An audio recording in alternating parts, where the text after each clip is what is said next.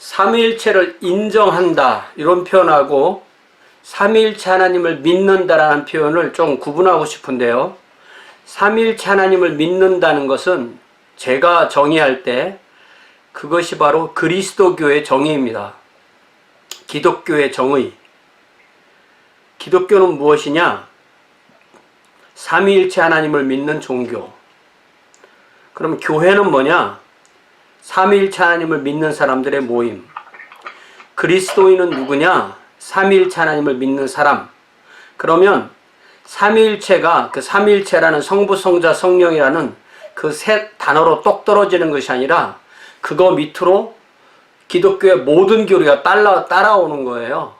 그럴 때 어떤 사람들 로마 가톨릭에서는 그거 밑에다가 이러이러한 것이 따라온다고 생각하고, 동방정교회는 그거 밑에 이러이러한 것이 따라온다고 생각하고, 또 개신교는 각 교파마다 이러이러한 것이 따라올라온다고 생각하는데, 기독교라는 이름을 받으려면 어쨌든 무엇이든 기독교라는 이름을 받으려면 삼위일체 하나님을 믿지 않고서는 기독교인이 될 수 없다는 거예요. 그렇다면 여호와의 증인은 삼위일체를 믿지 않기 때문에 기독교인이 아닙니다. 몰몬교는 기독교가 아닙니다. 통일교는 기독교가 아닙니다. 그렇죠? 그래서 결국 어떤 사람이 기독교냐 라를 정하는 가장 큰 범주가 바로 삼위일체라는 거고요. 그럴 때 그 다음에 그 각 교파마다 그 교파의 역사에 의해서 여러 가지가 들어가거든요. 역사가 흐름에 따라서. 그랬을 때 그 들어간 것들이, 성경 외에서 들어간 것들이 오류로 남게 되는데, 그 오류가 너무너무 커서 그 오류가 삼위일체를 부인하게 된다면 심각한 거죠. 그래서 예를 들자면 로마 가톨릭에서 성모를 굉장히 존경하는데 그 성모가 존경해서 마치 삼위일체처럼 됐다. 이렇게 되면 이단이죠.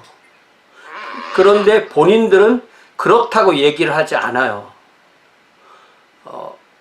우리가 보면 성모가 꼭 그리스도보다 더 높은 위치에 있고, 마치 차라리 그리스도가 안 계시고 성모가 신이 아니냐, 뭐 천상의 모후 이런 식으로 해서 그런 의심을 하게 될 수밖에 없고, 구조가.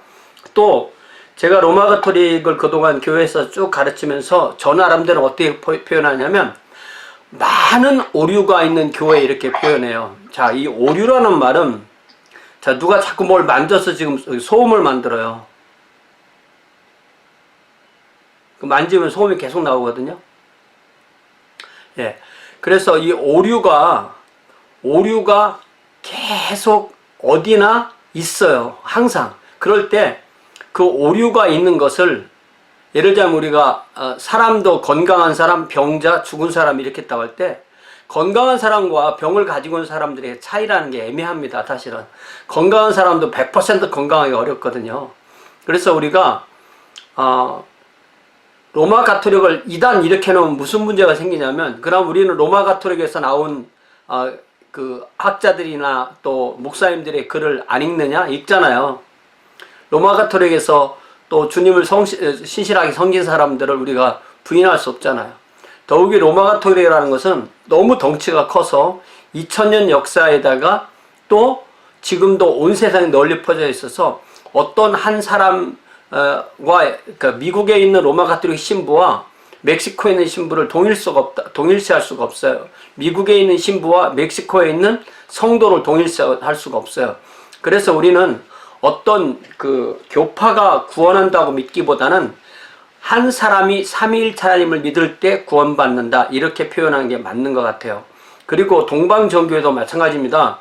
우리는 동방정교회를 들어보지 못했으니까, 만나지도 못했으니까 그런데, 동방정교회는 동방정교 빼놓고는 다 이단이라고 그래요. 동방정교회만 유일하게, 왜냐하면 동방정교회가 예루살렘을 포함하고 있고 또 거기가 기독교가 발생한 곳이거든요. 그들이 하나이고 거룩하고 보편적이고 사도적인 교회를 그대로 물려받은 데는 우리밖에 없다, 그렇게 얘기를 해요. 그러니까 동방정교회도 그 성도들이 믿음이 약하거나 뭐 어떤 신앙 훈련을 잘 받지 않은 그런 사람들을 보면 완전히 미신적인 그런 사람들로 보일 수밖에 없는데, 그러나 그들 안에 또 지도자들이나 그들 안에 교육받은 사람들은 또 정확하게 기독교 교리를 정확하게 알고 있는 거예요. 그렇게 믿고 있고. 그래서 우리가 교회사라는 것은요, 우리가 지금 공부하는 이 교회사라는 것은 나의 범위를, 나의 지식과 나의 신앙과 나의 경험과 이런 것을 우리가 일평생 다 할 수가 없잖아요. 이것을 책이라는 간접 경험을 통해서 2000년의 기독교 역사를 공부함으로 그리스도의 몸 전체를 파악하는 기간이에요. 나는 나의 지식과 경험에 제한될 수밖에 없어요. 그러나 우리가 지식을 넓혀나가면 내가 경험하지 않은 것도 알 수가 있어요. 그래서 우리가 교회사의 가장 중요한 공부 목적은 그리스도의 몸 전체를 파악하는 것. 이렇게 이해하면 돼요. 제가 오늘 어떤 한국 교회사 교수의 강의를 들었는데요. 그분이 뭐라고 얘기하냐면, 루터교는 목회를 하면 교회도 주고 월급도 주고 다 준다는데, 루터교에 가서, 그분은 장로교 신학대학 교수거든요. 가서 목회해라. 자기는 자기 학생한테 이렇게 말한대요. 그러나 아무도 안 간다. 왜? 거기는 구원이 없기 때문에 아무도 안 간다. 이렇게 얘기해. 이게 지금 교회사 교수가 그렇게 말할 수 있어요? 루터교의 구원이 없다고 어떻게 말할 수가 있냐고요. 구원은요, 교회가 주는 게 아니라 삼위일체 하나님이 주시는 겁니다. 예, 말씀하세요, 이제.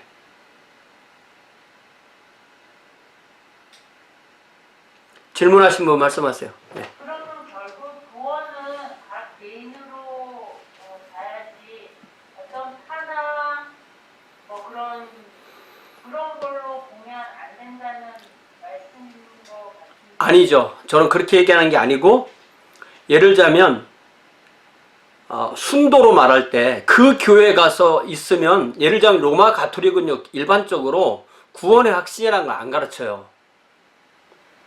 구원의 확신이 없어요. 그냥 하나님의 은혜로 삼위일체 하나님을 믿고 그 은혜로 사는 거예요. 그리고 구원은 죽으면 받는 거예요. 성경하고 많이 다르죠. 그러나 구원의 확신이 없다고 구원을 못 받는 것도 아니거든요. 구원을 받고 구원의 확신을 가지고 있으면 좋은데 구원은 받았는데 그 확신이 없는 거예요. 하나님의 자녀인데 본인이 그 확신이 없는 거예요. 그렇기 때문에 교파도 중요하고요, 교회도 중요하고, 그 목사님도 중요하고, 그 성도도 중요하고, 그 성도가 어떻게 신앙을 하느냐가 중요한 거죠. 그렇기 때문에 자기의 소속된 그 큰 단체도, 그 모임도 중요하고, 그 개인도 중요한 거예요.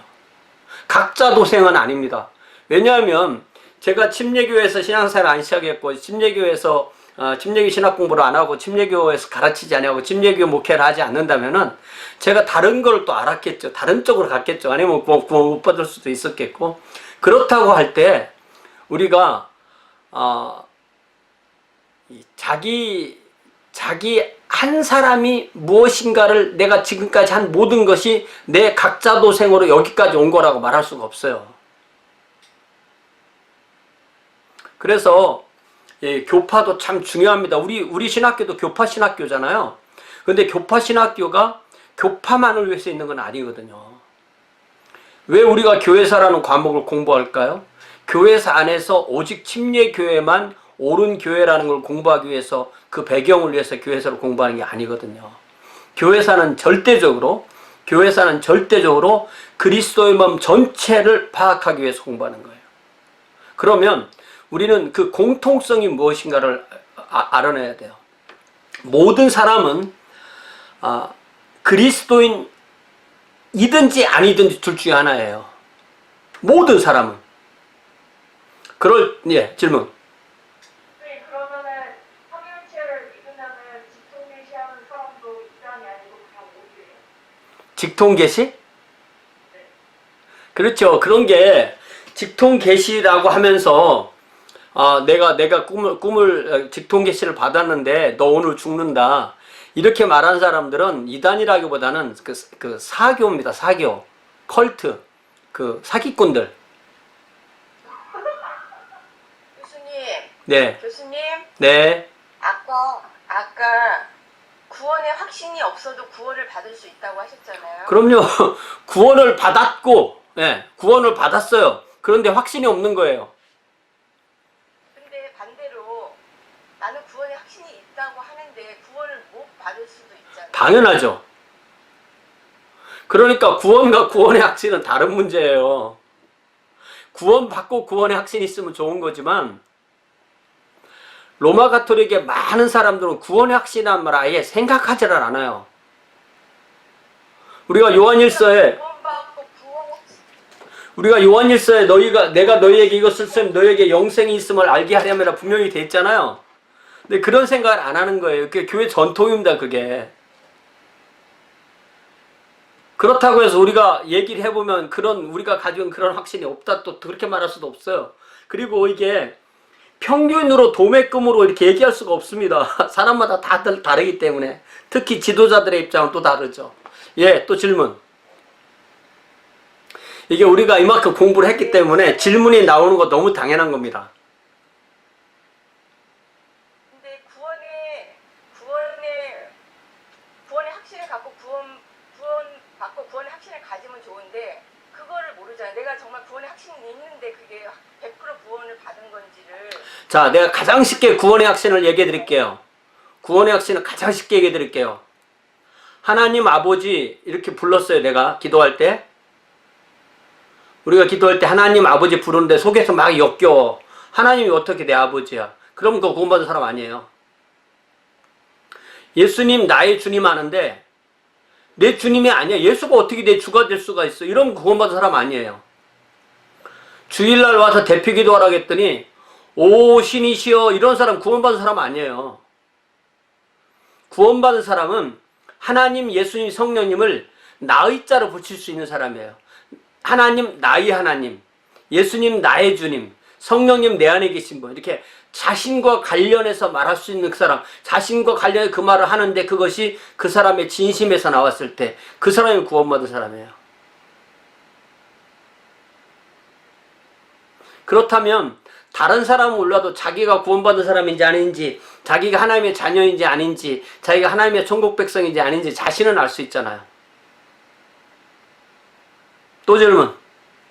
아니 그러니까 이제 제가 친구 하나가 가까이 있어서 성당을 다녔거든요. 근데 모든 성당이 이제 걔처럼 믿는다고 생각을 안 해요. 하지만 제가 느낀 바로는 걔는 나의 예수님, 나의 주님 다 해요. 근데 거기에 나의 성모 마리아도 들어가 있단 말이에요. 그렇죠.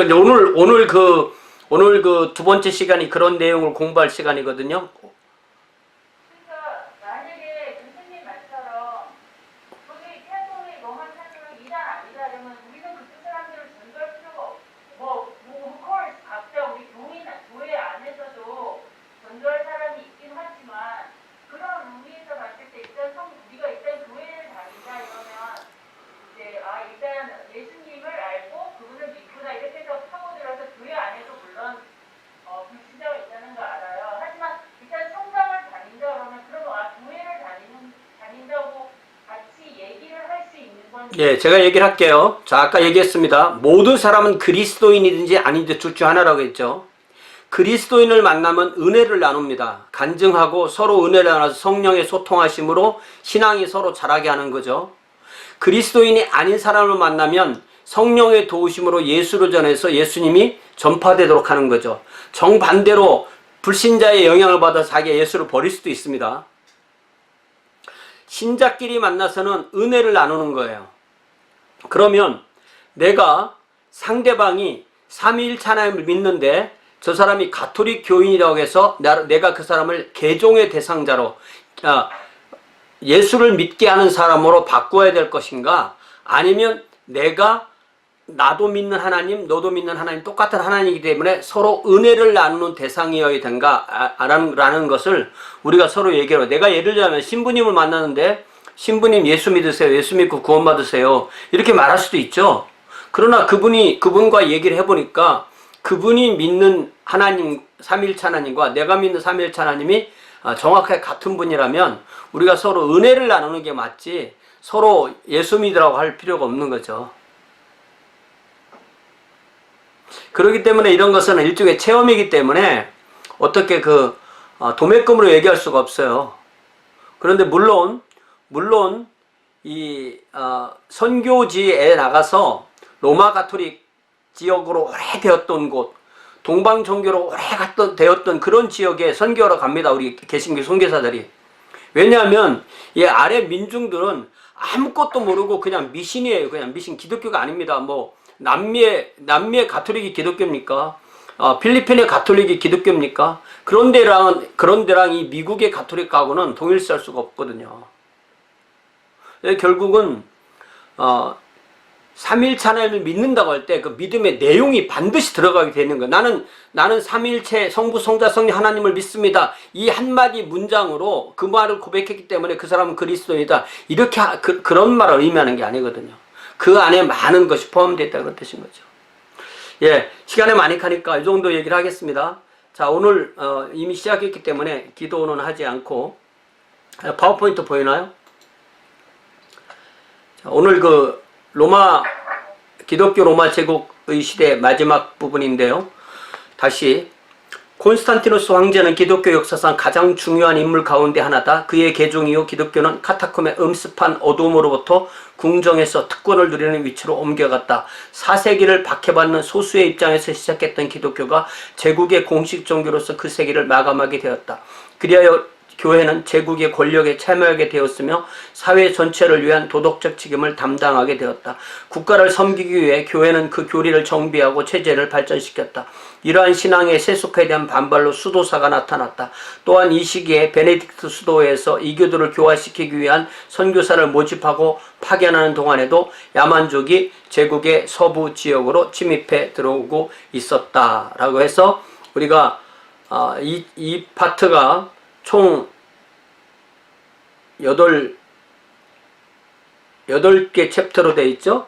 제왕의 홀, 여기는 콘스탄티누스, 삼위일체, 그리고 예수 그리스도, 양성론, 그 다음에 수도원운동, 아우구스티누스, 그 다음에 교황제도 했고, 제가 방송으로 보내준 게 교황제도와 동방종교의 두 개를 유튜브 동영상을 통해서 보내드렸죠. 그리고 지금 할 것이 이제 야만족 선교입니다. 이 야만족 선교는 이 야만족의 침입 이야기 조금 하고요. 북부로 어떻게 선교가 되어졌나, 또 프랑크족 선교, 또 잉글랜드로 어떻게 기독교가 들어가는가, 이런 얘기합니다. 자,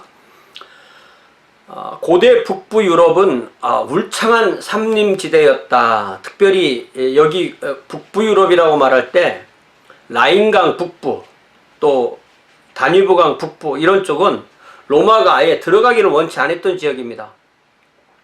짐승을 제물로 바치며 나무나 강 등 자연의 귀신을 숭배했다. 이 자연의 귀신을 숭배하는 것을 토테미즘이라고 그러죠. 우리나라도 옛날에 이랬습니다. 우리나라도 예를 들자면 곰이나 뭐 이런 걸 숭배했잖아요. 우리나라 신화에도 보면 그런 야만족이 살고 있었는데, 이 브루스 셸리는 재밌게도 기독교 전도자가 이들을 개종시키려면 기독교 신들이 더 위대한 힘을 가지고 보내줘야 했다. 이 크리스찬 스피리츠, 이거를 뭐라고 번역해야 되는지 모르겠는데 이거 기독 신들은 아닌 것 같아요.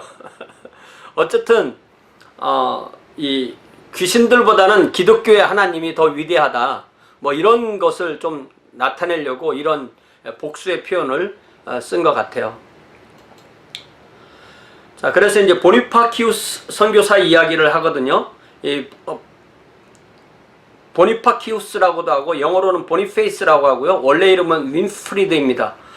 8세기 선교사고요.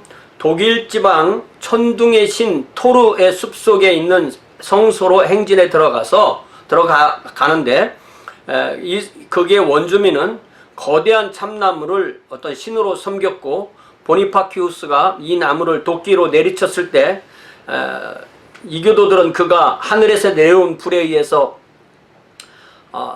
징벌을 받을 거라고 생각했지만 오히려 강풍이 불어와서 그 나무를 쓰러뜨렸고, 이 광경을 본 이교도는 경악하여 기독교로 개종했다. 그래서 그는 이 나무를 제목으로 삼아서 성 베드로 교회를 건축했다. 이런 유명한 이야기입니다. 이런 거 이야기 그 인터넷에 찾아보면요, 이런 그 그림들이 다 있습니다. 이것을 상상해서 그려놓은 그림들이 다 있습니다. 이건 보니파키우스 얘기는 좀 더 끝날 부분에 또 할 거예요. 자, 유럽이 기독교화하는 이런 그 이야기에는 이런 식의 이야기가 어디고 있다는 것입니다. 이런 사건을 통해서 유럽이 기독교화되는데, 선교에 나선 사람들은 주로 수도사였고, 이들은 자신들이 가지고 있는 위대한 능력을 불러내어서 야만족의 마술의 능력과 이렇게 대결하는 것, 그것을 이제 교과서에는 나오지 않는 말인데 능력 대결이라고 합니다. 파워 인카운터. 성경에 나오는 유명한 능력 대결이 몇 가지가 있죠. 모세가 애굽의 마술사들과 능력 대결을 하고, 엘리야가 갈멜산에서 능력 대결을 하고, 그렇게 하는 거죠. 자, 여기저기서 기적의 소식이 들리고 기독교는 영적 승리를 거두고, 그리하여 게르만족이 침례를 받을 준비가 되게 되었다. 자, 우리가 그 게르만이라고 하는데요, 이 절몬이라는 말을 그대로 읽은 겁니다. 그래서 지금은 우리가 독일 사람 그러면 무슨 야만족 이렇게 생각 안 하죠. 그러나 이때는 이 게르만이라는 것은 야만족 바바리안과 같은 말이었습니다.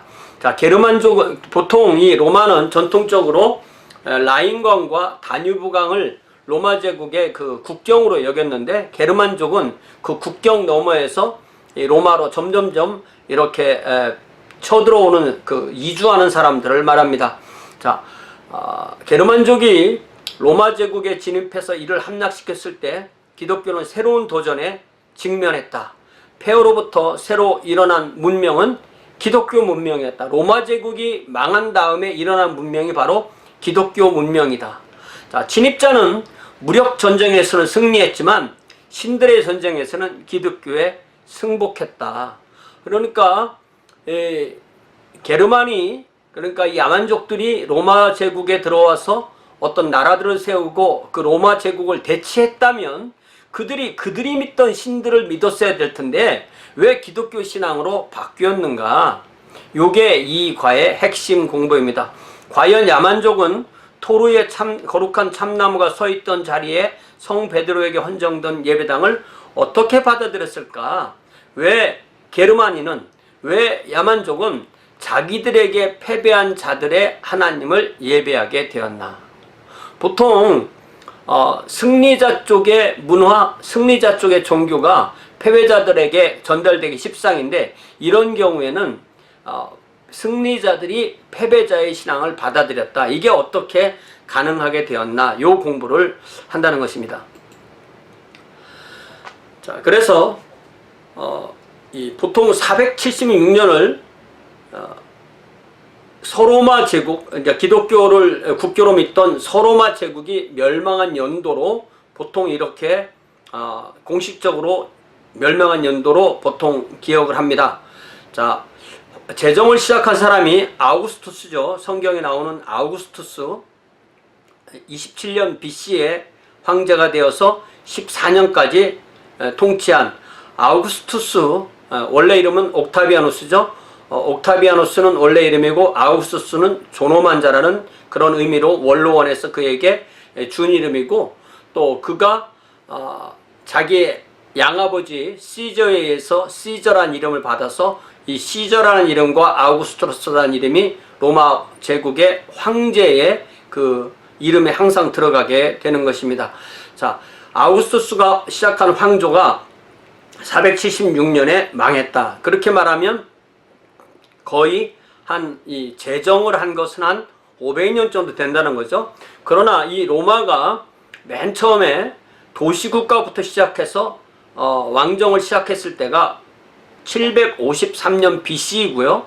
이때가 처음부터 왕정을 했습니다. 그러다가 한 250년이 지나서 509년에 공화정을 시작합니다. 공화정이라는 것은 여러 원로원 중심으로 어떤 한 사람이 아니라 여러 사람이 공동 통치를 하는 것을 공화정이라고 합니다. 그러다가 27년에 제정이 시작되고, 왜냐하면 제국이 너무 커져서 어떤 이런 공동 통치가 너무 비효율적이라 황제에 의한 제정이 시작됐는데요. 재밌게도 로마 제국의 황제는 자식에게 물려주는 게 아닙니다. 황제감을 미리 뽑아서 그에게 이름을 주고 그를 양자로 삼는 식으로 해서 그에게 그 다음 황제가 되는데, 때로는 자기 자식이나 이런 사람에게 물려주는 역사가 있었고, 자식에게 물려주면 거의 잘못된 경우가 많았습니다. 자, 이제 서로마 제국은 476년에 망하고 동로마 제국은 1453년에 망합니다. 자, 동로마 제국의 자리와 그러니까 이 동로마 제국은 동로마 제국이라고 말하기도 애매할 정도로, 그래서 비잔틴 제국 이렇게도 말하잖아요.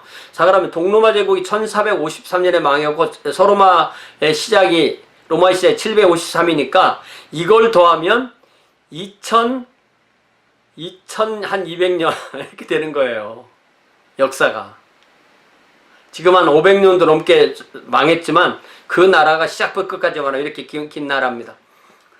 자, 이 서로마 제국의 멸망은 476년 멸망은 전혀 극적인 사건이 아니었는데, 왜냐하면 이미 황제의 이름으로 서로 권력을 휘두르던 용병과 장군이 다 게르만 출신이었고 게르만끼리 서로 죽였던 것이다 라고 이해할 수가 있습니다.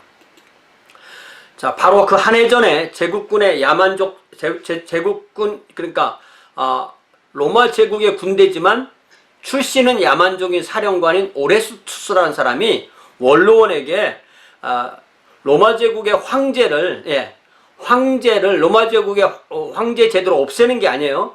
황제 제도를 그대로 두는데 그 다음 황제로 자기 아들을 좀 선정해라. 자기 아들 이름이 로물루스 아우구스투스인데, 이 아우구스투스라는 말은 리틀 아우구스투스라는 그런 이름이라고 합니다.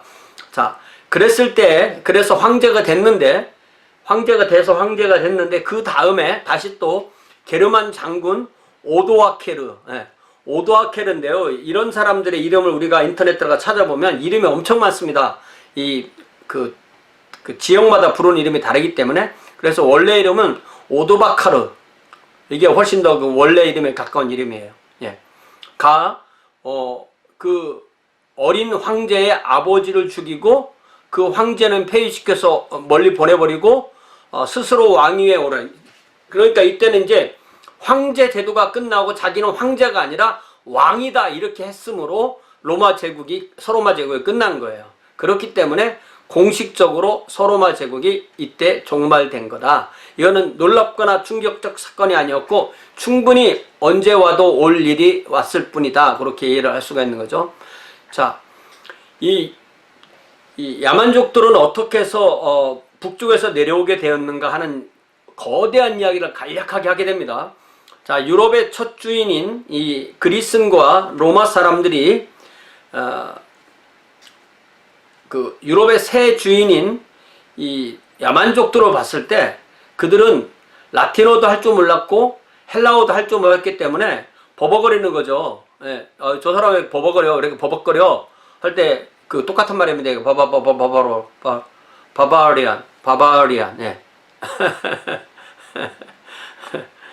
자, 원래 북유럽 또 스칸디나비아 그런 데 살던 사람들이었고, 이게 한 족속이 아니고 게르만이라는 이름 하에 반달족, 프랑크족, 앵글족, 섹슨족, 뭐 주트족, 고트족도 동고트, 소고트, 롬바르족, 부르근트, 뭐 엄청나게 많은 그런 여러 민족의 집합체입니다. 자, 3세기에부터 이미 게르만족이 고민거리로 등장합니다. 우리가 3세기 그러면은 항상 100씩 빼야 되잖아. 200년 되잖아요. 그죠? 자, 유목경제에서 게르만족은 유목경제에서 농경경제로 전환하기 시작했고, 상업도 하지 않고 교육도 하지 않고 화폐도 없었고 그냥 가축만 기르는 거예요. 가축. 유목하면서 가축의 수로 부와 세력을 측정했다. 그랬다가 이제 농업을 알면 정착을 하고, 정착을 하면 도시가 생기고, 도시가 생기면 문화가 생기고 이렇게 되기 때문에 그런 것이 없던 사람들이 로마와 함께 하면서 그런 걸 배우기 시작한 거죠. 그래서 56년에서 120년까지 사는 로마의 역사가 타키투스는 이 게르만족을 뭐라고 평가하냐면 술과 도박을 지나치게 즐겼다. 용감했다. 여성을 존중했다. 놀랍지 않습니까? 야만인이 아니죠. 여성을 존중했다. 로마의 여러 가지 악덕에 물들지 않았다. 가장 좋아하는 오락은 서정 시인이 음송하는 영웅과 신 이야기를 지장바닥에 앉아서 듣는 것이었다. 이렇게 타키투스가 정리해 주었습니다. 자, 이들이 믿던 신은 뭐 많은데, 예를 들자면 아까 말했던 토르신을 통해서 목요일이라는 요일이 정착됐고요. 오딘 신이라는 신에서 웬즈데이라는 말이 나오게 됐는데, 이 오딘 신은 바람과 전쟁과 마법과 영감과 사자의 영혼을 주관하는 신이라고 했습니다. 자, 이 사람들의 생애 목적은 전투인데, 장군은 일단의 전사를 거느리고, 전사는 지도자에게 개인적인 충성을 맹세하는 것. 이게 나중에 봉건주의하고 비슷하게 가는 거죠. 족장이 죽은 후에 살아서 전장을 떠나는 전사는 평생을 불명예와 수치 속에 산다. 무슨 얘기예요? 족장과 전쟁과 함께 죽어야지 거기서 어떻게 살아남았으면 그건 오히려 불명예스럽고 수치스럽다. 자, 그래서 나온 정리된 말이 족장은 승리를 위해 싸우고 그의 병사는 족장을 위해 싸운다. 이게 뭔가 분위기가 좀 나죠, 그죠? 자, 결국 이 로마 제국의 북쪽 경계는 이 알프스를 중심으로 해서 북해로 흘러가는 라인강과 알프스를 중심으로 해서 이 흑해로 흘러가는 다뉴브강이 이 국경을 이루게 됩니다. 우리가 다뉴브강이라고도 하고요, 도나우강이라고도 합니다. 로마인과 게르만인이 대치하는 이 국경입니다. 수세기 동안 서로 접촉을 합니다. 북쪽에서는 뭐 고기도 가지고 가족도 가지고 올 수 있고, 남쪽에서는 또 필요한 거 북쪽에서 팔 수 있는 거죠. 때로 적대적으로 됐습니다. 로마인은 게르만인 안에 교역로로 개척하고, 게르만인은 로마 사회로 와서 노예도 되고 군인도 되고 했습니다. 3세기에 들어서 혼란이 극심해지고 수많은 야만족이 로마 제국의 경내 빈 땅에 들어와 정착하거나 로마 군대에 편입하게 됩니다. 자, 유목생활보다는 정책생활이 훨씬 편한 거죠. 또 로마 군대에 들어가면 먹여주니까 로마 군대에 가서 하는 일이 뭐냐면 다른 게르만이 내려오지 못하게 막는 일을 하는 거예요. 그러니까 게르만이 게르만을 막는 겁니다. 그래서 4세기 말이 되어서는 서로마 제국 장군과 병사는 거의 다 게르만족이에요. 자, 이게 게르만족이 전체가 게르만족인 이 군사가 게르만족을 막을 수 있겠어요? 다 서로 아는 사이고 같은 민족인데 이게 가능하지 않은 거죠. 그러니까 자기 스스로 자기 나라를 지킬 수 없는 나라는 지킬 수가 없는 겁니다. 로마 제국이 이 말년에 들어서 이런 병에 들게 된 거죠. 자, 게르만족의 이동을 촉발한 것은 훈족의 침입이었는데요. 이때가 4세기 말경이었고, 이 훈족은 중앙아시아 사람들이었고요. 성남 파도처럼 볼가강을 건너서 침입했고, 맨 처음에 건드린 족이 동쪽에 있는 고트족이라고 해서 동고트족인데, 동고트족이라고도 하고 오스트라고트족이라고도 합니다. 자, 혼란이 극심해지고 수많은 야만족이 로마 제국의 경내에 빈 땅에 들어와서 정착하거나 로마 군대에 편입하게 됩니다.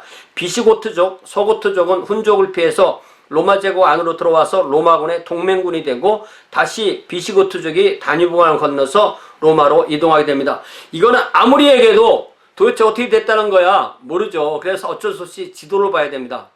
자, 여기 지도가 Invasions of the Roman Empire 100년에서 500년 사이에 아주 서서히 일어난 일이라는 거죠.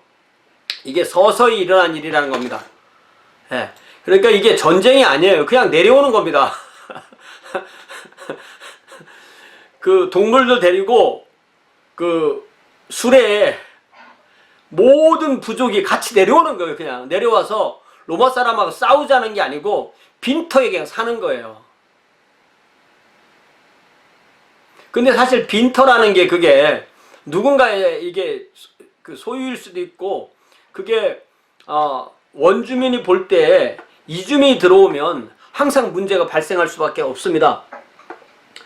자, 이 훈족이 여기 가운데 있어요. 훈족이 이 녹색으로 돼서 훈족이 막 이렇게 휘저으니까 이 맨 처음에 훈족이 오면서 맨 처음에 붙은 사람들이 오스트라고트족이죠. 이제 오스트라고트족이 주로 이렇게 남부에 이렇게 되게 되고, 그 다음에 비시고트족이 또 그 다음에 또 남부 위주로 있게 되고, 그 다음에 반달족이 내려오다가 고을 북쪽을 거쳐서 스페인을 거쳐서 북아프리카로 가게 되고, 그 다음에 프랑크족은 네덜란드 쪽에서 북프랑스로 오게 되고, 또 영국으로 들어간 것은 앵글족, 섹슨족, 주트족이 영국으로 들어가게 되고, 뭐 이렇게 여러 가지 이 그림이 있습니다.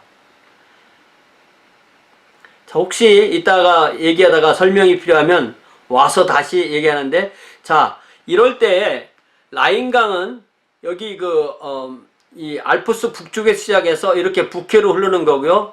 다뉴브강은 이렇게 그 알프스 북쪽에서 시작해서 다시 흑해로 들어가게 되는 것이 다뉴브강입니다. 이 그림에 나온 것은, 자, 앵글족, 섹슨족, 프랑크족, 고트족, 비시고트족, 오스트라고트족, 훈족, 반달족. 그러니까 이 고트족도 서고트, 동고트를 합해서 고트라고 부르는 게 아니라 고트라는 이름이 또 따로 있네요. 또. 자, 얼마나 이렇게 복잡합니까? 그래서 계속해서 보면, 자, 비시고트족이 이렇게 로마에 편입됐는데 로마 관리가 이들을 학대하니까 이들이 반란을 야기했고, 이때 동방 황제였던 발렌스는 진압을 실패했고, 그래서 아드리아노폴리스에서 전투에서 패하고 전사합니다. 다시 아까 그림으로 돌아가면 여기가 이제 동로마 제국이잖아요. 그리고 여기 오늘날 터키의 이 끝부분에 있는 데가 바로 아드리아노폴리스의 터키의 서쪽 끝, 여기에서 처음으로 전쟁에서 패하게 됩니다. 자, 아드리아노폴리스 전투는 가장 중요한 전투 가운데 하나였고, 로마군의 무패의 신화가 깨지게 됩니다. 물론 로마군이 그 전에 한 번도 패하지 않았다는 얘기는 아니에요. 그러나 패했지만 패하고 나서 다시 또 싸워서 이겼는데, 이때는 이제 완전히 로마군이 완전히 지게 되는 그런 상황이 된 거죠.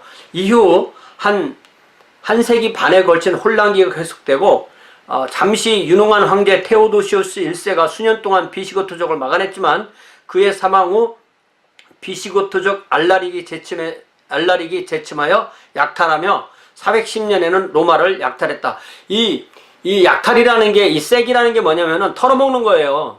약탈이라는 건 뭐냐면은 값 나가는 거 다 빼앗고, 재산 다 빼앗고, 돈 될 사람 빼앗고, 사람을 빼앗는 이유는 사람을 팔아서 몸값을 받으려고 받는 거예요. 그래서 이 약탈이라는 말을 이 번역하는 분이 자꾸 함락이라고 번역하는데, 그러면 안 됩니다. 자, 이에 대한 로마 제국의 대응이 알라릭으로부터 이탈리아를 방어하기 위해서 406년에 라인강에서 407년에 영국에서 군대를 철수시킵니다. 브리튼에서 군대를 철수시켜요. 그 결과 군대가 빠지고 나니까, 라인강이 다 빠지고 나니까 게르만족은 무방비 상태로 국경을 넘어서 대규모로 진입하게 됩니다. 아까 말한 대로 반달족은 고을을 경유해서 스페인으로 갔다가 서구트족에 쫓겨서 배를 타고 지브롤타를 건너서 북아프리카로 진압해서 기다리고 있다가 455년에 로마를 두 번째로 약탈했다. 요거죠. 자, 다시 봅니다. 반달족. 반달족이 맨 처음에 여기서 출발해서 이리 왔다가 북프랑스로 갔다가 스페인으로 갔다가 지브롤타를 건너서 북아프리카에 있다가 카르타고에서 배를 타고 온통 지중해를 다 쑤시고 다니다가 드디어 455년에는 로마까지 털어먹었다. 그게 반달족입니다. 예. 자, 이처럼 뭐 부르군트족, 또 뭐 프랑크족에서 이제 프랑스가 왔으니까 이게 정확하게 이 고을이 프랑스입니다. 또 앵글족, 섹슨족, 유트족은 다 오늘날 영국이라고 말하는 브리튼에 들어갔고요.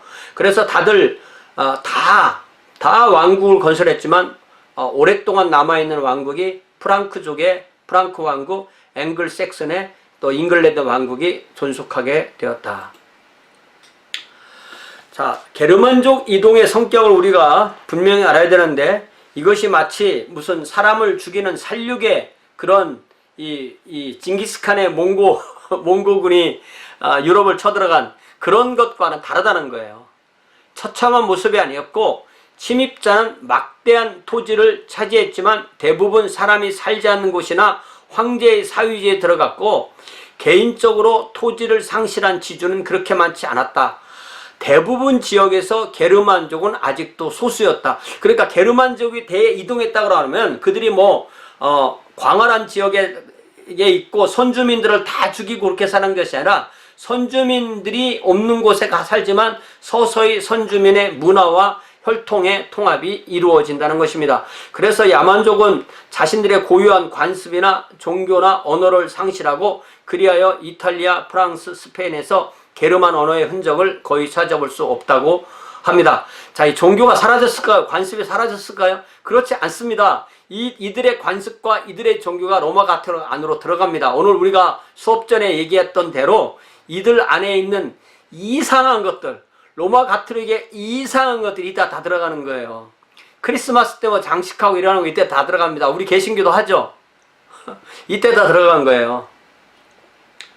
자, 그러면 이 북부인들 결국 야만족들은 어떻게 그리스도교인이 됐냐? 이건 정말 거대한 일이고 그들을 로마의 찬란한 전통의 일원이 되기 원했기 때문에 그들 스스로가 나도 오늘부터 그리스도인 할래 이렇게 명목상 그리스도인을 만드는 것은 쉬운 일이었습니다. 그러나 그들을 교육시켜서 문화적으로 세련되게 훈련하는 일은 완전히 다른 문제였습니다. 자, 그들에게 고대 문화의 뛰어난 부분을 전수하고 기독교 신조를 가르치고 무엇보다도 기독교인으로서 살도록 변화시키는 것은 어려운 작업이었다고 셸리는 말하고 있습니다. 자, 야만인이 게르만이 기독교 정통 신앙을 접하는 두 통로를 가정해 본다면 하나는 이교 신앙으로부터 직접 접촉하는 중간에 어떤 중간이 없고 직접 접촉하는 경우가 있었고 또 하나는 아리우스주의를 통해서 간접 접촉을 하고 그 다음에 정통 기독교를 받는 그런 두 단계를 거치는 게 있는데 아리우스주의는 하나님의 아들로서 예수 그리스도의 영원성을 부인했던 이단이었죠. 아리우스주의는 4세기부터 강세를 보이면서 야만족에게 전파됩니다. 아리우스주의는 이들에게 있어서 신학적이기보다는 교회적인 문제였다. 이게 무슨 얘기냐면은 이게 이제 어떤 정통 기독교와 아리우스주의 교회 이렇게 서로 부딪히는 문제였다. 그것이 그들이 게르만족에 들어갔을 때는 우리는 이게 이거밖에 모르니까 이게 로마 가토릭이 맞는지 게르만이 맞는지 추상적으로 호모 우시오스가 맞는지 호모 이 우시오스가 맞는지 그런 추상적 신학의 세미한 이론에는 이 사람들 처음에는 관심이 없었다는 거죠. 자, 게르만족의 아리우스주의는 특별히 그리스도를 피조물 가운데 최초의 존재로 또 그리스도는 영광스러운 전쟁을 잘하는 무장으로 그렇게 받아들이기가 쉬웠다는 것입니다. 콘스탄티누스도 이런 식의 개종을 했던 것이죠. 특별히 이 서로마 제국에서의 아리우스주의는 아주 창궐했지만 교회 주직을 정확하게 갖추지 못했습니다. 그들은 정통 로마 가토릭 교회를 인정하지 않았지만 그들에게는 로마 가토릭 교회를 대응할 만한 자신들의 조직이 없었습니다. 그들은 북방 야만족에게 선교했기 때문에 아리우스주의 신자가 어디 있어? 그러면 이 북방 민족이 게르만 민족이 바로 그들의 교회 성도였던 것입니다. 그래서 아리우스주의 게르만은 정통신앙으로 그 뒤에 개종하게 되는데 그래도 이 로마 가토릭 교회의 정통신앙은 받아들이는데 그 교회의 교황 중심의 중앙 집권 체제를 받아들이기는 힘들어했다고 합니다. 자, 게르만족이 이 아리우스주의를 받는 것은 맨 처음에 비시고트족 안에서의 선교부터 시작하는데요. 비시고트족 아까 봤듯이 훨씬 더 동쪽에 있잖아요. 그 역할을 했던 선교사가 그 유명한 울필라스입니다. 울필라스라고도 쓰고 이렇게 울필라라고도 또 다르게 씁니다. 이게 작은 늑대 이런 뜻인데요. 이름도 참 옛날스럽죠, 그죠? 자, 니케아 공회 후에 반세기 만에 그러니까 400년이 되기 전에 다뉴브 강을 건너서 비시고트족에 가서 40년을 선교한 선교사입니다. 여러 선교사와 함께 아리우스주의 기독교 신앙을 소개했고 이래서 이들 비시고트족, 고트족 또 이런 개종은 단순히 그들이 사회적인 것이 아니라 그들에게 엄청난 변화를 일으켰다는 그런 말이죠. 특별히 울필라스는 성경을 고트어로 번역합니다. 이 고트어로 번역한다는 것은 이 로마 문자를 채택해서 그들의 언어를 연구해서 그들의 문법을 연구하고 그들의 언어에 맞는 그런 그 단어를 다 적고 이렇게 성경을 번역해 주는데, 재밌게도 열왕기는, 구약성경 열왕기는 번역을 안 해줬답니다. 왜냐하면 지나치게 호전적인 이들에게 열왕기는 전쟁 얘기가 많이 나오는데 전쟁으로 가득 찬 내용이 별로 덕스럽지 못할 것이기 때문에 열왕기는 빼놓고 번역을 했다. 그런데 뭐 열왕기에만 전쟁 얘기 나옵니까? 자, 아리우스파 기독교는 고트족에게서 다른 게르만족에게로 계속 전파되게 됩니다. 그러니까 우리가 이런 거를요, 처음 들어봤어도 이걸 한번, 이런 이야기를 한번 들어보면 다음에 이 사람을 만나면 반가운 거예요. 아, 울필라 어디서 들어본 것 같아. 이렇게 반가워지는 겁니다. 자, 그 다음에 아일랜드. 아일랜드는 우리가 아까 그 지도를 다시 가도 보면, 자, 아일랜드는 이게 아일랜드거든요. 예, 영국 옆에 있는 섬. 영국을 여러분, 영국의 이 본섬을 뭐같이 생겼다고 여러분 표현하고 싶으세요? 저는 영국 본섬을 보면 이게 꼭 현미경 같이 생겼다고 이렇게 말하고 싶어 해요. 그리고 이쪽에 있는 게 아일랜드고, 지금 이 북쪽에 조금 부분이 북 아일랜드라고 해서 거기는 영국 땅이고 나머지는 아일랜드입니다.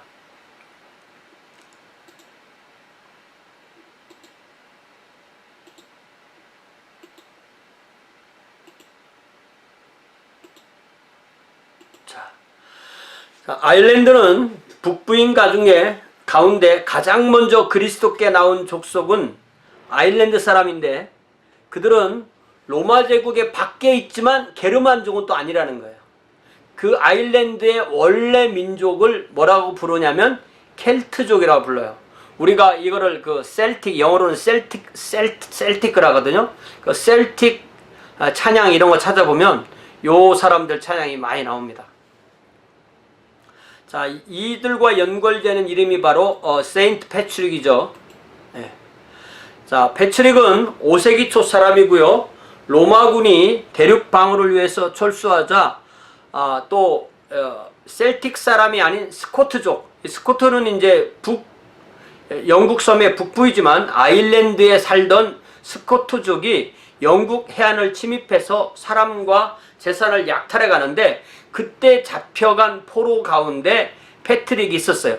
그러니까 패트릭은 원래 영국에 살던 원주민이고, 이들을 잡아간 사람은 아일랜드 사람이고 그들의 족속은 스코트족이라고 불렀다는 것이죠. 그러니까 이 패트릭을 아일랜드 사람은 지금 자기들의 수호 성자로 믿지만 이 사람은 아일랜드 사람이 아니고 영국 사람이다.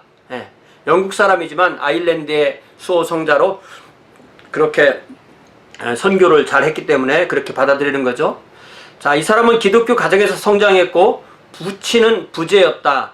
여러분, 우리가 이 책을 읽을 때 이 로마 가톨릭 상황에서 집사라는 말은 집사라고 번역하면 안 되고 부재라고 번역해야 돼요. 부재는 뭐냐면 신부로 안수받기 이전에 신부가 될 자격을 갖춘 사람들을 부재라고 불러요. 자, 포로가 되어 돼지떼를 돌보며 간절히 기도하기 전까지는 독실한 신앙인은 아니었다고 합니다. 그런데 돼지를 치다가 탈출을 해서 아일랜드 해안으로 나와서 프랑스로 가는 배를 타는데, 프랑스로 가는 그 배 안에는 사냥개를 수출하는 그런 배였는데, 내가 그 배를 타고 이 사냥개를 배 안에서 돌볼게요 라는 직업을 잠시 얻어서 뱃삭을 내지 않고 그 배를 타고 프랑스에 간 다음에는 다시 또 어찌어찌해서 지중해 안에 있는 섬에 가서 수도원 생활을 하다가 또다시 어찌어찌해서 가족을 만나려고 영국으로 돌아오게 됩니다. 아, 대단한, 이 당대에도 이런 여행이 가능했다는 것은 그만큼 이게 어쨌든 그만큼 그때 이런 것이 발달했다는 거죠. 어느 날 꿈을 꾸었는데 자기가 잡혀갔던 그 아일랜드의 어린아이들이 자기네 나라로 와서 그리스도에 대해서 얘기해달라고 하는 그런 꿈을 꿉니다. 그래서 아일랜드로 가기로 결단하고, 그 아일랜드로 내가 선교사로 가려면 공부를 해야 돼. 그래서 프랑스에 있는, 다시 프랑스로 넘어가서 프랑스에 있는 수도원에서 몇 년간 공부를 하고, 우리 교과서에서는 아마도 교황의 허가를 받았다고 하는데, 이때는 아직 이게 이제 연대가 이렇게 교황 레오하고 이렇게 맞춰보면 이게 좀 맞는지를 잘 모르겠어요. 좀 제가 불확실합니다. 어쨌든 이 로마 감독의 허락을 받고 한때 그를 노예로 삼았던 족속에게 복음을 전하기 위해서 아일랜드로 가게 됩니다.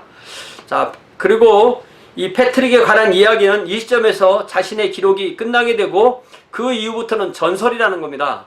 그래서 전설은 여기서 안 실어주고 있어요.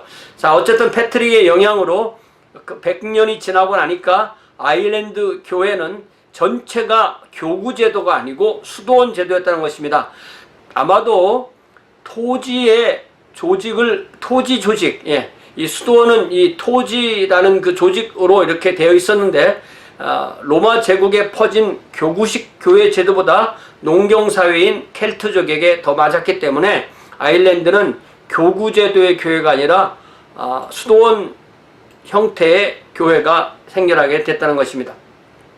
자, 아일랜드는 이렇게 패트릭에 의해서 신앙을 갖게 된 뒤에 이제 역으로 또 브리튼을 선교하기 위해서, 그러니까 패트릭은 브리튼 사람이 아일랜드로 가서 선교를 했는데 아일랜드가 선교가 되자 다시 또 브리튼 전체를 위한 선교 기지 역할을 했다는 것입니다. 아일랜드인은 틈만 나면 그 섬을 떠나기를 원했다. 그래서 선교 활동에 종사했던 수도사도 마찬가지였고, 패트릭 이전에도 브리튼에는 기독교 교회가 있기는 있었는데 어쨌든 패트릭 이후 100년 이후에 나온 아일랜드 수도사 출신 선교사가 그 유명한 콜룸바다. 우리가 뭐 울필라, 뭐 패트릭, 뭐 콜룸바 이런 이름을 이제 처음 들어본 분도 있을 텐데 한번 이렇게 듣고 나면 그 다음에 이런 것을 글 읽을 때 읽으면 반갑습니다. 아, 이 사람 나 알아. 이런 느낌이 오게 되죠. 이분이 스코틀랜드 해안에 이오나라는 섬에, 북쪽이죠. 이오나라는 섬에 수도원을 건립하고 이 수도원을 중심으로 브리튼 복음 선교 전파에 새로운 활력을 제공하게 되었다는 것입니다. 자, 그리고 난 뒤에는 이제 아일랜드와 브리튼 출신 켈트족 선교사가 이제 아일랜드도 이제 켈트 수도사가 생겼으니까 이제는 다시 또 대륙을 선교하려고 이렇게 활동하게 됩니다.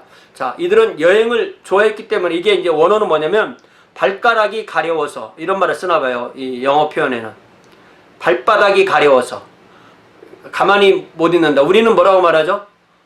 엉덩이가 근질거려서 이렇게 표현하는 것을, 이 사람들은 발바닥이 가려워서 여행을 좋아했기 때문에 선교의 반경이 매우 넓어서 독일, 스위스, 북부, 이탈리아까지 수도원을 건립했다. 이것이 로마 교황제도가 생기기 이전의 사람들이 활동한 것입니다. 이 수도원은 학문과 선교의 중심 역할을 했습니다. 그리고 또 이때 나온 유명한 선교사 중에 하나가 콜룸바누스, 아까는 콜룸바였는데 이 사람은 콜룸바누스다, 이렇게 되는 거죠. 자, 그래서 이들이 세운 많은 수도원이 있는데 오늘날까지 남아있는 수도원이 스위스에 있는 세인트 갈 수도원, 또 이탈리아 북부에 있는 보비오 수도원, 이들 모두는 로마 감독이 교황으로서의 위치를 확립하기 이전이었다. 그러니까 450년, 교황 레오 1세가 450년이니까 그 이전에 이루어졌다. 그러니까 훨씬 더 독립적으로 자기들 스스로 알아서 한 것이라는 거죠. 이렇게 대륙에 미친 켈트족의 영향과 아일랜드 브리튼 수도사의 독립적 정신은 로마 기독교의 교황의 세력과는 또 다른 요소로 작용하게 되었다.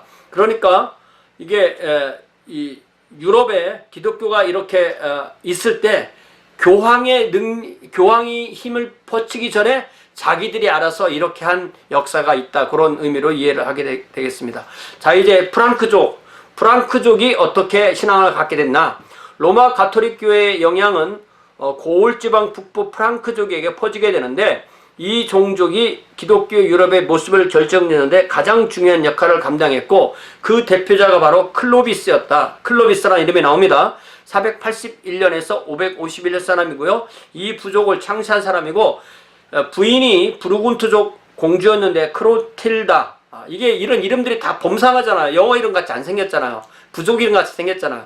정통 기독교 신자였던 부르군트족 공주였다. 이게 부르군트족 종족이니까 이 사람은 아리우스주의를 믿을 것 같았는데 어떻게 먼저 정통 기독교, 삼위일체 하나님을 믿는 기독교를 만나게 됐고 이 공주가 클로비스와 결혼한 후에 이 클로비스에게 정통 기독교를 자꾸 전파하게 되는 과정을 지금부터 간단하게 보겠습니다.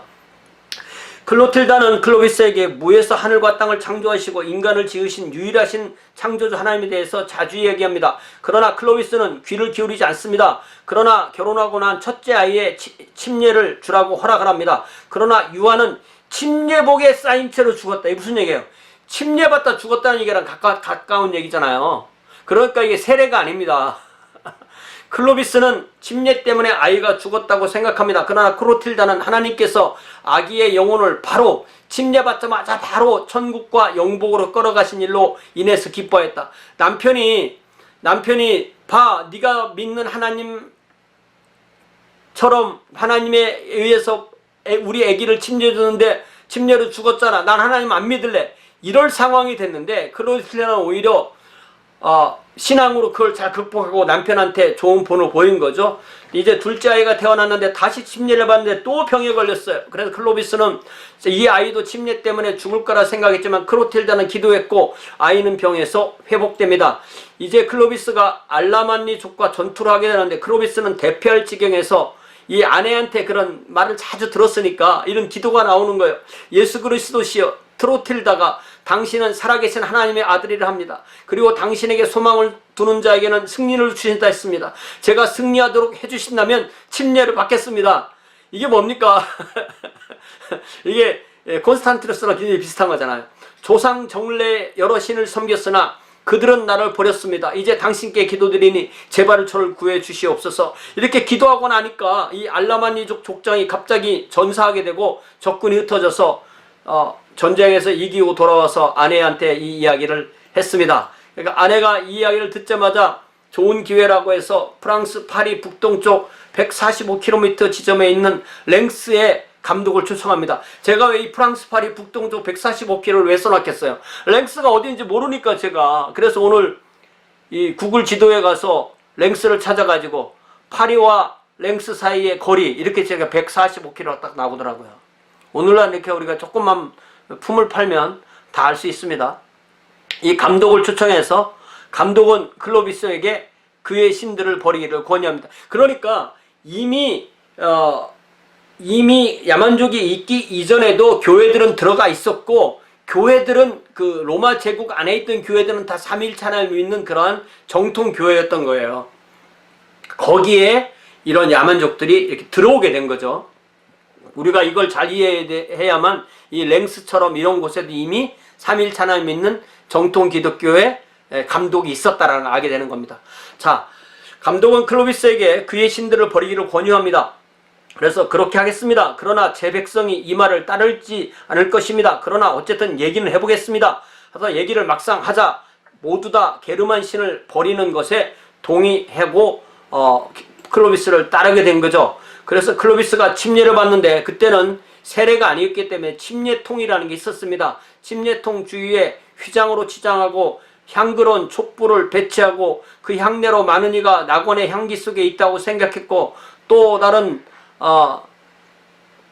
그 클로비스가 침례를 받을 때 마치 자신이 두 번째 콘스탄티누스인 것처럼 침례대 앞으로 나옵니다. 이 침례대도 이 침례통 주변에 있는 어떤 그런 것 같아요. 그래서 이게 정확하게는 제가 모르겠는데 이것은 세례 형태가 아니라 침례 형태인 것 같아요. 이때 감독이 뭐라고 말하냐면 왜 침례대라고 번역했지만 왜 이게 세례대라고 번역하면 안 된다고 생각하냐면, 이 폰트라는 게 뭐냐면 이게 연못이라는 그런 의미가 있을 수 있거든요. 자, 이제 감독이 뭐라고 말하냐면 고개를 꺾으라. bend your neck. 고개를 꺾으라. 이제까지 그대가 불태웠던 것을 예배하고 예배했던 것을 불태워라. 이게 뭔 말일까요? 네가 그동안 피조물을 불태웠다면, 네가 지금까지 하나님을 불태웠다면 하나님을 예배하고 네가 예배했던 피조물은 불태워라, 뭐 이런 뜻인가요? 어쨌든 이게 그의 그 가치관이 180도 바뀌는 것을 의미하는 거죠. 완전히 우리가 뭔가를 불태워버리면 그건 쓸모없는 거죠. 그러나 뭔가를 예배하는 거라면 그건 가장 가치가 있는 거죠. 우리가 예수님을 믿고 내가 그동안 가치 있게 여겼던 것을 불태우고 가치 없게 여겼던 것을 예배하는 그런 것으로 180도 바뀐, 이거 좀 이게 뭔가 이게 우리가 앞으로 많이 묵상해야 될 그런 문장인 것 같아요.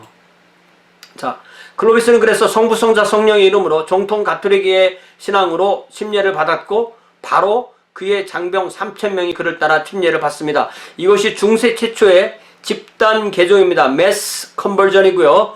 기독교의 이교화에 큰 질문을 던지게 됩니다. 자, 여기 잘 보세요. 기독교 안에 이교 신앙이 들어온다는 것입니다. Paganizing of Christianity. 자, 이것이 어떤 과정을 거쳐서 이런 일이 벌어지게 되는지. 자, 선교는 크게 두 가지가 있는데, 하나는 침례받기 전에 그를 교육해서 그를 개종시켜 놓고 침례를 주는 방법이 있고, 아니면 다 같이 한꺼번에 침례를 받아 놓는 거. 자, 그래서 개인적 개종은 이 셸리는 뭐라고 말하냐면 19세기 복음운동 이래 개신교가 사용하는 방식인데, 개인의 심령의 변화를 강조하는데, 그러나 사실은 우리가 지금까지 공부해 오듯이 초대교회는 이런 그리스 로마 사회에서는 다 이런 개인적 개종만 사용했습니다. 콘스탄티누스 이전에는. 우리가 알다시피 3년 동안 새신자를 교육을 하고 3년 동안 교육하는 동안에는 그 사람들은 미사에는 들어오지 못합니다. 그래서 그들을 떠나보내는 걸 미사라고 그래요. 미사. 그리고 미사 그들을 떠나보내놓고 성만찬을 해요. 그래서 미사에는 반드시 성만찬이 있는 거예요. 성만찬은 침례를 받은 사람만이 들어올 수 있는 거예요. 이것이 개인적인 개종 방법만 썼었는데 이제 클로비스 선교 때부터 집단 개종을 하게 된 거죠. 자, 이 개인적인 개종의 방법의 약점은 뭐냐면 이교 문화 속에서 새 신자가 신앙을 갖게 되면 그가 변화했지만 그가 자기가 원래 있던 그 곳으로 돌아가게 되면 자기만 동떨어진 문화와 어떤 생각을 가진 상황으로 불신 세상에 들어갈 수밖에 없는 게 개인 개종의 특징이라는 거죠. 이거는 어쩔 수가 없는 겁니다. 근데 어쨌든 이러한 어려운 점이 있다는 거예요.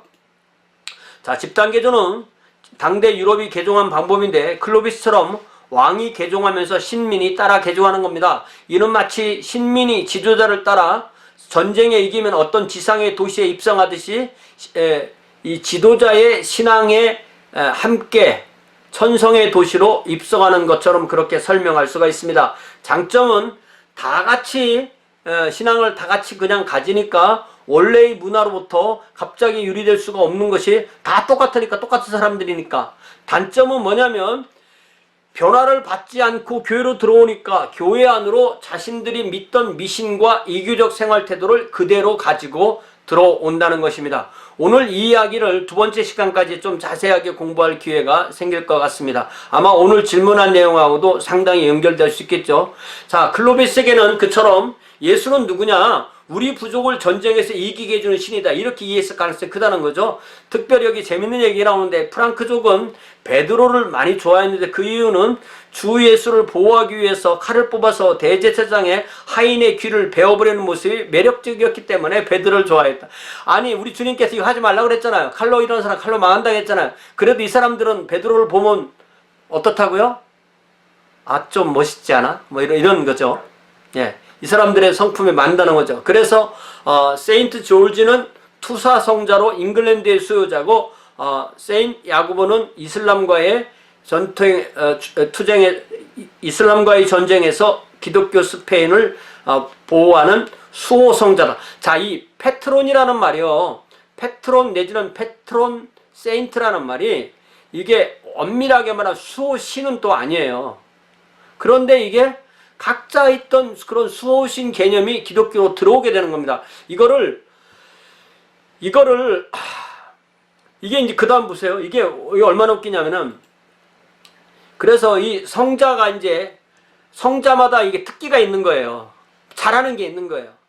그래서 예수 그리스도보다는 사람이 원하는 것에 더 맞춘 성자가 이제 나오게 되는데, 성 안토니 성자는 돼지를 치는 사람들이 이 사람을 따르고, 성 고른 암탉을 암탉이 알을 잘 낳게 만들어주고, 성 아폴로니아는 박해로 턱이 부러진 적이 있었기 때문에 치통을 고쳐주고, 성 제느비에브는 고열을 고치고, 성 블레이즈는 목이 막힌 것을 고친다. 이게 뭐예요? 결국 다신교에 있던 그런 모든 것이 그대로 기독교 안으로 들어오게 된 거죠. 그래서 거의 모든 인간의 필요를 위해서 막 개종한 게르마니는 이에 맞는 성자를 만들어내는데 성공했다 이거죠. 그래서 우리가 로마 가톨릭에 있는 이런 요소들을 우리가 받아들이지 않습니다. 예, 이거 받아들이지 않아요. 개신교도들이 이런 거 받아들이지 않습니다. 그러나 개신교도들이 우리가 번영복음처럼 그렇게 어떤 개신교 안에도 있는 그 아주 나쁜 그런 것들을 우리가 비판적으로 우리가 서지 않으면 사실 이 순수한 복음을 우리가 계속 지키기가 그렇게 쉬운 것도 또 아닙니다. 자, 계속해서 좀 더 하고 쉬겠습니다. 자, 이 프랑크적 전도의 마지막 이야기에 재미있는 이야기가 있는데, 성자들이 이렇게 기적을 일으킨 이야기 중에 하나는 안진뱅이와 거지 맹인, 안진뱅이 거지와 맹인 거지 이야기가 있는데요. 성 마틴의 유물, 성 마틴이 아닙니다. 성 마틴의 유물을 가지고 행진하는 사람들을 이 두 거지가 만나게 됩니다. 그런데 병이 만약에 치유되었다가는 큰일 나는 거죠. 왜냐하면 더 이상 구걸 생활을 못하니까. 그래서 한 사람은 맹인이고 한 사람은 안진뱅이니까, 맹인은 그래도 다리가 성하니까 안진뱅이가 맹인 위에 타고 도망을 하는데, 이게 아무래도 도망을 빨리 못하다 보니까 그 행렬을 만나게 됐고, 그래서 자기들이 원하지 않는 바로 능력을 받아서 치유를 받았다, 이런 얘기가 있다는 거예요. 이만큼 성인들은 능력이 있다, 이런 얘기를 하는 거죠. 여러분 지금 이 하는 공부가 이게 너무 가치가 없게 느껴지죠. 이 바쁜 시간에 이런 걸 공부해야 돼. 근데 우리가 이런 걸 공부하는 이유는 이렇게 함으로써 이 로마 가톨릭에 들어온 이런 세속 영성이 어떻게 기독교 신앙 안으로 들어왔는가를 볼 수가 있는 거예요. 그리고 알지 못하면 비판도 못하죠. 자, 이제 잉글랜드로 어떻게 가게 됐는가? 브리튼으로 가는 길, 프랑크족이 개종하기 때문에 이제는 로마에서 프랑크를 거쳐서 브리튼으로 갈 수가 있게 되었다. 근데 여기 이 문장 잘 보세요. 이게 왜 이해가 안 되냐면, 제가 이 문장을 써놓고 한참 쳐다봤는데 이제 이해가 됩니다. 자, 보세요.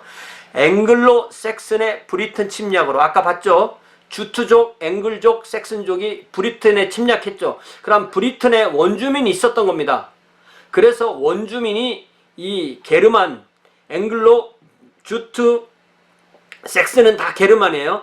원주민의 게르만에 대한 적개심이 너무나 대단했기 때문에 그 브리튼 원주민이 게르만족을 다시 가서 전도한다는 것은 생각할 수도 없었다.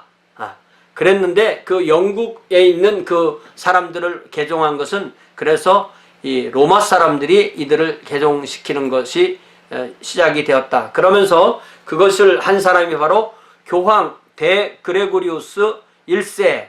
이 사람이 590년부터 604년까지 교황인데 교과서에는 595년이라고 잘못 나와 있어요. 이거는 원서도 잘못된 거거든요.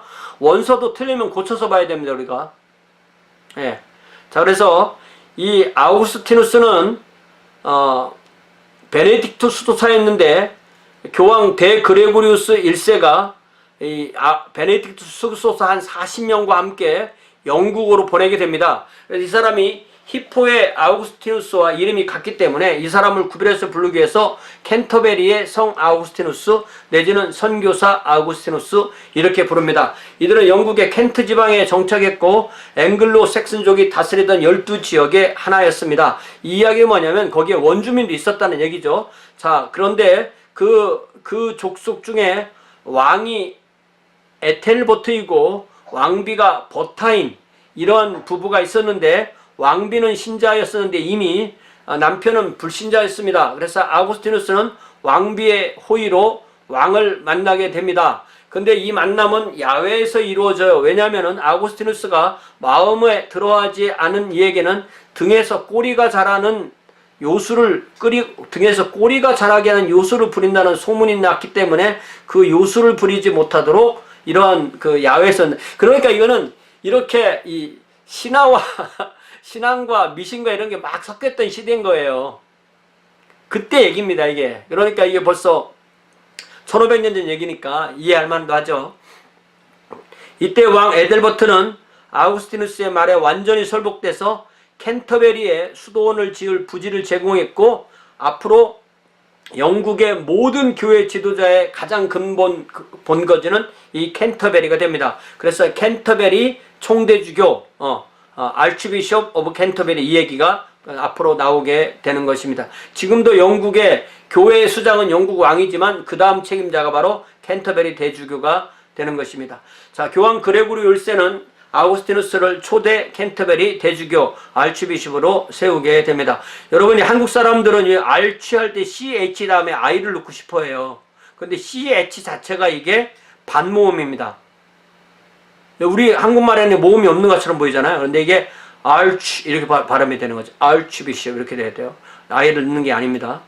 자, 그 다음에 이제 7세기 말에 600년대 말에 오스이라는 사람이 왕이었을 때 로마 가톨릭 교회 선교와 콜룸바, 아까 말했던 콜룸바 켈트족 선교가 서로 하나는 북에서 내려오고 하나는 남에서 올라가서 중간에서 꽝 부딪히게 돼요. 서로 딱 부딪히니까 이 오스이 가정은 또 재밌는 게, 오스이는 왕은 북쪽으로부터 신앙을 받아서 켈트식 기독교, 왕비는 남쪽 출신으로 로마 가톨릭 신앙을 갖게 됐는데, 부활절을 한 집안에서 해야 되는데 왕은 북쪽대로 하다 보니까 사순절을 다 지키고 부활절 음식을 먹고 있는데, 왕비는 아직도 자기 가족과 함께 사순절 금식을 하고 있다. 이렇게 서로 맞지 않았다는 거죠.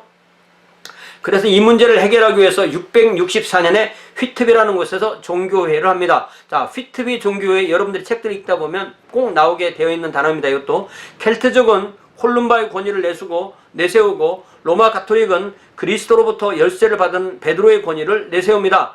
오스이 왕은 켈트족 대표에게 로마 가톨릭 교회의 주장이 맞는지 물어봅니다. 정말 맞아요? 베드로가 천국의 민을 지킨다는 것이? 켈트족 대표는 동의할 수밖에 없었습니다. 그러자 오스이는 즉각 결정을 내립니다. 그는 감히 천국 문지기 베드로의 비위를 거스리고 싶지 않았습니다. 이건 거슬리고가 아닙니다. 우리 책에는 거슬리고라고 되는데 거스리고 싶지 않았습니다. 로마 가톨릭의 관습을 따르기로 하고 휘트비 종교 이후에 브리튼은 점차 로마 가톨릭 교회의 권위 아래 복속되게 된다. 이것을 갖다가 우리는 휘트비 종교 회의라고 한다. 자, 로마 가톨릭 기독교가 앵글로 색슨의 잉글랜드에 확실히 뿌리 박은 후에 다시 이곳으로부터 대륙을 향하여 새로운 활력으로 선교하러 나가게 되는데, 그 사람이 아까 맨 처음에 얘기했던 윈프리드라는 원래 이름으로 가지고 있는 보니파키우스라는 사람입니다.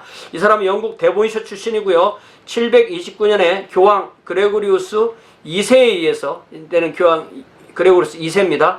독일 복음화의 명을 받습니다. 1차 임무는 이교도의 개종이고 큰 성공을 거뒀죠. 아까 그 참나무 쓰러뜨린 그 이야기입니다. 브리튼과 아일랜드 출신 선교사와 교인을 로마 교황과 밀접한 관계를 맺게 해서 결국 그 전에 로마 교황과 관계없이 선교했던 사람들이 이 보니파키우스에 의해서 로마 가톨릭의 아래로 들어오게 되었다, 이런 얘기입니다. 자, 보니파키우스는 자기 임무를 위해 헌신합니다. 거룩한 참나무를 자를 때 대중은 그가 하늘로부터 내려오는 불에 타 죽을 거라 생각했고, 대중을 그렇지만 신앙으로 인도했고, 교구제도를 만들어서 로마 가톨릭 교회의 권위를 인정한 교회 조직을 만듭니다. 교구제도는 뭐냐면 하나의 교구를 관리하는 한 명의 감독이 있고, 그 밑에 여러 사제들이 지방에 흩어진 교회들을 관리하는 그 관계가 바로 교구제도라고 하죠. 자, 이분은 그래서 독일의 마인츠 지역의 대주교가 됩니다. 그리고 나서 네덜란드를 옛날에 프리지아라고 했는데, 이 네덜란드 지역에 자기가 원래 교황이 선교사로 보내기 이전에 개인적으로 수도사 시절에 선교를 하러 갔다가 그때 실패한 것 때문에 내가 그곳에 가서 복음을 전해 라고 그런 생각을 계속하고 있어서 그 대주교 신분에 그곳에 아직도 이교도 지역인 이 네덜란드 지역으로 선교하러 갔다가 어떤 폭도에게 마주 죽습니다. 그래서 754년경에 순교합니다. 그래서 셸리는 이 사람이 거기에 안 갔으면 이렇게 안 됐을 텐데 이런 얘기를 해요. 그렇지만 역사에는 가정이 없습니다. 역사는 안 그랬다면 할 그런 이야기를 할 틈이 없는 거죠.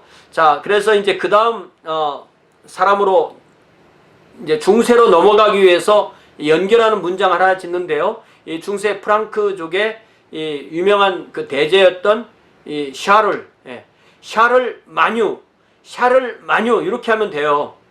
이거는 샤를 대제라는 뜻이에요. 그래서 이것을 샤를 마뉴 대제 이렇게 하면 안 돼요. 그럼 대제라는 말이 두 번 들어간 겁니다. 샤를 마뉴. 이 사람이 새로운 기독교 유럽의 건설자였고 보니파키우스가 754년에 순교할 때 샤를 마뉴는 12살이었다.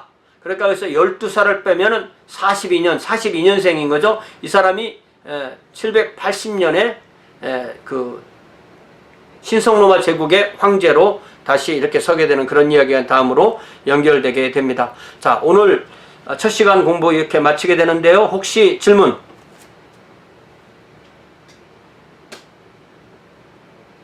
이게 있잖아요. 100% 이해 안 해도 됩니다. 저도 100% 다 몰라요. 그러나 이렇게 한번 이렇게 쑥 지나가듯이 지나가면 다음에 똑같은 이름이 나오거나 똑같은 내용이 나오면 아, 이거는 어디서 한번 본 것 같아. 이런 생각이 드는 거예요. 그렇게 우리의 지식이 쌓여갑니다. 그래서 옛날에 우리 목사님 뭐라고 말씀해 주셨냐면 콩나물이 어떻게 자라는지 봐라. 콩나물은 물을 준다고 해서 그 물 다 받아먹는 거 아니다. 자기 몸에 묻어있는 물 그거 먹는 거다.